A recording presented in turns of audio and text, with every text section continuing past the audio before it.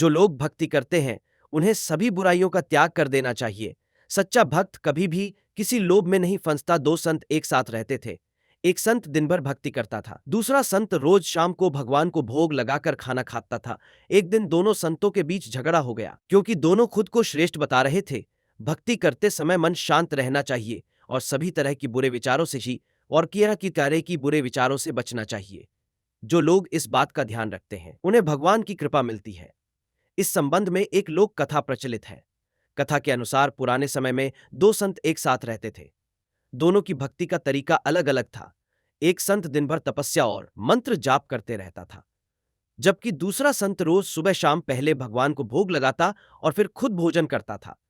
एक दिन दोनों के बीच झगड़ा होने लगा कि बड़ा संत कौन है। इस दौरान वहां नारद मुनि पहुंच गए।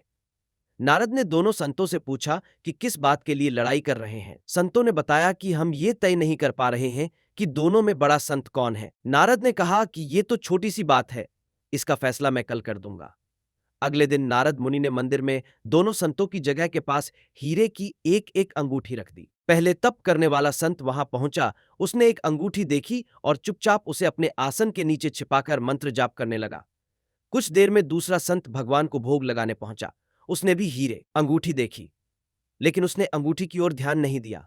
भगवान को भोग लगाया और खाना खाने लगा। उसने अंगूठी नहीं उठाई। उसके मन में लालच नहीं जागा, क्योंकि उसे भरोसा था कि भगवान रोज उसके लिए खाने की व्यवस्था जरूर करेंगे। कुछ देर बाद वहां नारद जी आ गए। दोनों संतों ने पूछा कि अब आप बताएं कि हम दोनों में बड़ा संत कौन है। नारद ने तपस्या करने वाले संत को खड़े होने के लिए कहा। जैसे ही वह संत खड़ा हुआ तो उसके आसन के नीचे छिपी हुई अंगूठी दिख गई। नारद मुनि ने उससे कहा कि तुम दोनों में भोग लगाकर खाना खाने वाला संत बड़ा है। तपस्या करने वाले संत में चोरी करने की बुरी आदत है।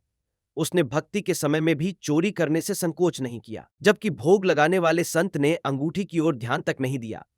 इस कारण वही संत बड़ा है। इस प्रसंग की सीख यह है कि भक्ति तभी सफल होती है जब भक्त के मन में बुरे विचार न हो, भक्त बुरे काम न करता हो। जिस भक्त के विचार पवित्र हैं और जो बुरे कामों से दूर रहता है, सिर्फ उसे ही भगवान की कृपा मिलती है।